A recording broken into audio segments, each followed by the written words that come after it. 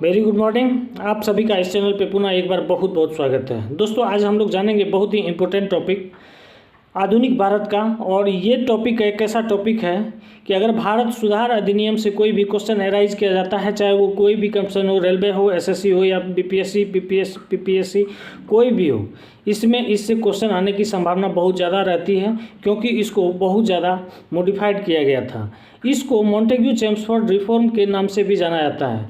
आप समझ सकते हैं, जब रिफॉर्म है इसका मतलब है पहले से फॉर्म था और इसमें कुछ न कुछ सुधार करने की कोशिश की गई और सुधार की गई, जिसके लिए इसका नाम सुधार अधिनियम यानी मॉन्टेग्यू-चेम्सफोर्ड सुधार के नाम से जाना जाता है। इसी को भारत शासन अधिनियम 1919 के नाम से भी जाना जाता है।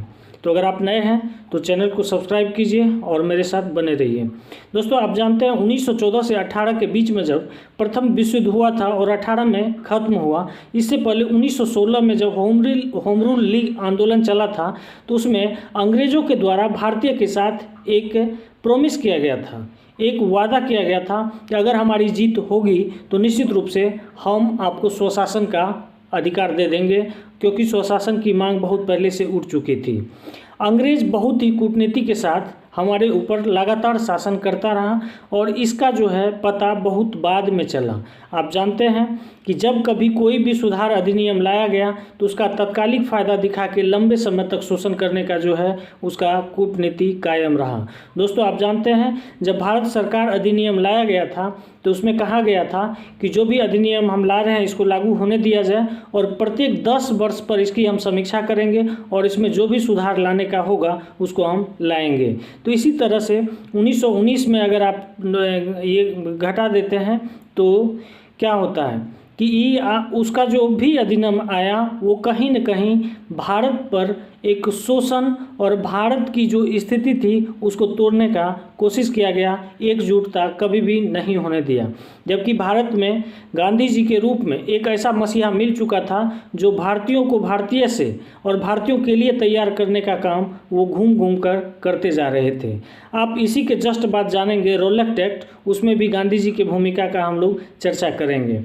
तो मॉन्टेग्यू-चेम्सफोर्ड के संबंध में हम लोग को बहुत अच्छी तरह से इसलिए जानकारी चाहिए कि इसमें बहुत कुछ सुधार की गई और भारत में पहली बार इसका पदार्पण होता है, इसलिए ये पॉइंट ऑफ एग्जाम के व्यू से बहुत ही सुपर क्वेश्चन है। तो मॉन्टेग्यू अलग व्यक्ति थे और चेम्सफोर्ड अलग व्यक्ति थी, ठीक है। भारत सचिव एक पद था, भारत सचिव, और एक पद था वायसराय। तो चेम्सफोर्ड जो थे ये वायसराय के पद पे थे, जबकि मॉन्टेग्यू जो है भारत सचिव के पद पे थे। इंग्लैंड में बैठ के जो है भारत पर शासन करते थे। इन सारी बातों को हम लोग बहुत बढ़िया से जानेंगे। ये जो है सबसे बड़ी बात इसका है कि इन्हीं दोनों के द्वारा इस अधिनियम का मसौदा तैयार किया गया था, इसलिए इसको मॉन्टेग्यू-चेम्सफोर्ड सुधार कहा गया, ठीक है। यह एक्ट 1919 में तो पारित होता है लेकिन लागू होता है 1921 में। इसका भी कारण हम लोग जानने का कोशिश करेंगे। और लागू करवाने वाला कौन होता है? तो रानी विक्टोरिया का जो पुत्र है ड्यूक ऑफ कैनाट के द्वारा ये लागू किया जाता है। अब हम लोग जानेंगे इससे संबंधित कुछ मुख्य तथ्य। आप जानते हैं 1916 में जो होम रूल लीग आया था उसमें मांग की गई थी स्वशासन की। अंग्रेज़ों के द्वारा ये आश्वासन भी दिया गया था कि प्रथम विश्व युद्ध में जैसे ही मेरी जीत होती है तो आपको हम स्वशासन का अधिकार दे देंगे। गांधी बाबा घूम घूम के भारत को भारतीयों के लिए ये तैयार करने का काम कर चुके थे और अंग्रेज चाहते थे कि कभी भी इसमें एकता की भावना नहीं पनप पाए, एकजुटता की भावना नहीं पनप पाए। और अगर एक हो गए, एकजुट हो गए, अनेकता में एकता का ये लोग मिसाल पेश कर दिए तो फिर हमको ये जो है हिंदुस्तान यानी भारत छोड़ना पड़ेगा। इसलिए वो अनेकानेक तरह का जो है कानून बनाते गए और उस कानून के चंगुल में हम लोग फंसते गए, जबकि उस कानून के बारे में भारतीयों को उलझाया गया और कहा गया ये आपके हित के लिए है, ये आपकी सुरक्षा के लिए है। इतना ही नहीं, सारे संसार में ये डंका पीटा कि भारत पर जो हम शासन करते हैं, भारत को एक अच्छे डेमोक्रेटिक सभ्य कंट्री के रूप में विकसित करना चाहते हैं, मैं उसका शोषण नहीं कर रहा हूँ, जबकि उनके प्रत्येक नीति में भारत की शोषण छुपी हुई थी।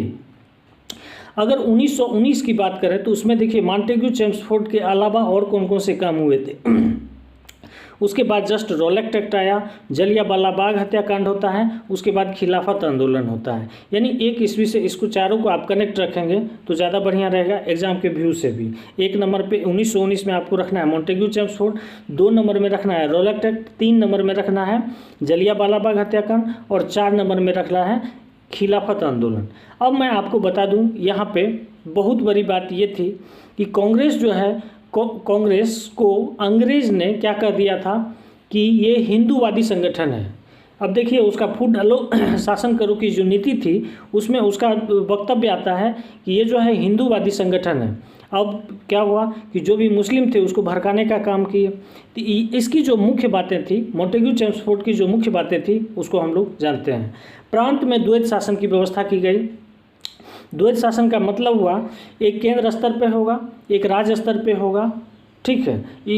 इससे पहले ऐसी व्यवस्था नहीं थी। विधानसभाओं में महिलाओं को वोट देने का अधिकार दिया गया। अब मैं बताऊं वोट कब देगा, जब इलेक्शन होगा तभी नहीं देगा, इससे पहले इलेक्शन की भी नहीं थी। अब विधानसभा का जो जैसे द्वैत शासन हुआ तो दोनों तरफ हुआ, उसमें महिलाओं को वोट देने का अधिकार दिया गया और बताया गया देखो भाई तुम्हारे लिए हम कितना सोचते हैं, जबकि इसका दूरगामी क्या परिणाम होता है ये भी हम लोग जानेंगे। भारत में उच्चायुक्त यानी हाई कमिश्नर का पद का सृजन किया गया, ये भी जानना चाहिए। आज भी हमारे यहाँ हाई कमिश्नर का पद है। भारत सचिव या भारत मंत्री का जो वेतन होगा वो ब्रिटेन के राजस्व से प्राप्त होगा। कहने का मतलब हुआ कि भारतीय कांग्रेस जो है इस बात का विरोध किए थे कि जो भारत का सचिव है, भारत का मंत्री है, वो ब्रिटेन में बैठ के शासन करता है, उसको यहाँ से उसको वेतन क्यों मिले। तो तब जो है इस बात को मान लिया गया ठीक है जो आपका मांग है हम उसको स्वीकार करते हैं, उसका वेतन जो है वहीं के राजस्व से दिया जाएगा। उसके बाद केंद्र और राज्य शक्ति में जो है केंद्र और राज्य के बीच शक्ति का बंटवारा करने के लिए 2 सूची का निर्माण किया गया, एक केंद्रीय सूची, एक राज्य सूची। आज के डेट में क्या है 3 सूची है, एक समवर्ती सूची भी है। तो जो केंद्र का काम था उसको केंद्र सूची में, जो राज्य का काम था उसको राज्य सूची में रखा गया।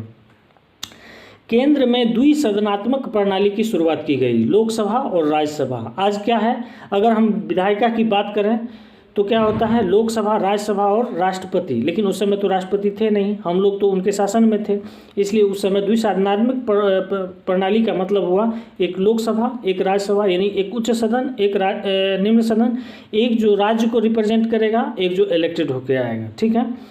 अब देखिए यहाँ पर क्या किया, हम आपको बताएं कि कांग्रेस के बारे में क्या उन्होंने अफवाह उड़ाया कि ये हिंदूवादी संगठन है। वो क्या किए, सिख के लिए और यूरोपियन के लिए अलग से निर्वाचन की व्यवस्था कर दी गई, अलग निर्वाचन क्षेत्र का जो है व्यवस्था कर दिया, यानी पृथक निर्वाचन की व्यवस्था कर दी गई। किसके लिए, सिख के लिए और यूरोपियन के लिए। पहली बार बजट पर मत देने का जो है अधिकार दिया गया एवं प्रश्न भी पूछने का अधिकार दिया गया। लेकिन इसका दूरगामी परिणाम क्या था इस बात को भी आप जान लीजिए। प्रांतीय बजट को केंद्रीय बजट से हटा दिया गया, चलिए सही बात है। नियंत्रक एवं महालेखा परीक्षक यानी कैग का जो है पद का सृजन किया गया, ये भी बात सही है। अब समस्या क्या है कि आपको सबसे बड़ी बात है, आपको अगर कहा जाए कि ठीक है आप इसका मालिक हैं और पैसा देने का मालिक हम हैं, तो क्या आप अपने अनुसार काम कर पाएंगे। सेम कंडीशन हुआ भारतीयों के साथ। ऐसा कहा गया कि वायसराय की जो कार्यकारिणी परिषद होगी, यानी जैसे प्रधानमंत्री और मंत्री परिषद, उसमें 3 भारतीय होंगे। चलिए भाई 3 भारतीय होंगे, अच्छी बात है। शिक्षा, स्वास्थ्य और व्यापार को भारतीयों के जिम्मे रखा गया। वित्त विभाग को अपने पास रख लिया, गृह विभाग को अपने पास रख लिया, रक्षा विभाग को अपने पास रख लिया। अब ये लोग चाह के भी कुछ नहीं कर सकते थे, ये तो तत्काल खुश कर दिए। अब देखिए मैं थोड़ा सा आपको पीछे लेके चलता हूँ कि 1915 में मुस्लिम लीग भी स्वशासन का मांग कर चुका था। इसके पास उसको दबोचने के लिए यही एक रास्ता बचा था कि ठीक है मंत्रिपरिषद में भी भारतीय को शामिल कर देते हैं ताकि सभी को शांति मिले। लेकिन पैसा का मालिक कौन था, अंग्रेज था, इसलिए ये चाह के भी कुछ नहीं कर पाए। तो मॉन्टेग्यू चेम्सफोर्ड की जो सबसे सुंदर सुधार की बातें थी, जिस चीज़ को हम लोग को जानना चाहिए, परीक्षा के दृष्टि से ये सुंदर हम बताएं क्योंकि ये इम्पोर्टेंट है। तो अब आगे हम लोग जानेंगे रोलेक्ट एक्ट के बारे में, ठीक है। तो इसका मुख्य चीज़ क्या था, भारत सचिव या मंत्री का जो वेतन होगा वो इंग्लैंड से होगा। प्रांत में द्वैध शासन की शुरुआत हुई।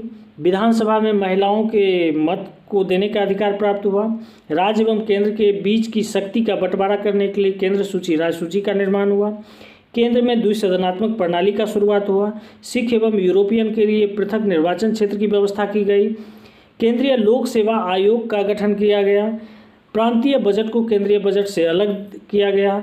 नियंत्रक एवं महालेखा परीक्षक पद का सृजन हुआ और वायसराय एवं कार्यकारिणी समिति में 3 भारतीयों को शामिल किया गया, जिसमें शिक्षा, स्वास्थ्य और व्यापार विभाग जो है भारतीयों के हाथे सौंपा गया। दोस्तों मैं आपको बता दूं 1909 में मार्ले मिंटो सुधार अधिनियम आया था, उसी में ये रिफॉर्म करके ये सब किया गया। 1905 में जब बंगाल विभाजन होता है तो संपूर्ण भारतीय में क्या होता है, एक रोष उत्पन्न होता है, अंग्रेज के विरुद्ध एक आग जलती है। लेकिन क्या होता है 1911 ईस्वी में आके फिर उस बंगाल विभाजन को रद्द कर दिया जाता है। लेकिन रद्द करने का उद्देश्य भी उसका कुछ अलग था, ठीक है। फिर 12 में क्या करता है, बिहार को अलग कर देता है, यानी फूट डालो जोड़ दो फिर और ज़्यादा फूट डालो की नीति को अपना कर उन्होंने ऐसा किया। तो इस तरह से होम रूल आंदोलन में जो स्वशासन की मांग की गई थी, उसी स्वशासन की मांग को दबोने के लिए, कुचलने के लिए ये चीज़ लाया गया था। और मैं आपको बता दूं जब कभी युद्ध काल चलता है तो उसमें सरकार कुछ कुछ चीज़ों को सीज कर लेती है कि आप संगठन नहीं बना सकते, ये नहीं बना सकते, वो नहीं बना सकते। इस सारी बातों को हम लोग जानेंगे रोलेक्ट एक्ट में। मिलते हैं फिर नेक्स्ट टॉपिक पे, बने रहिए।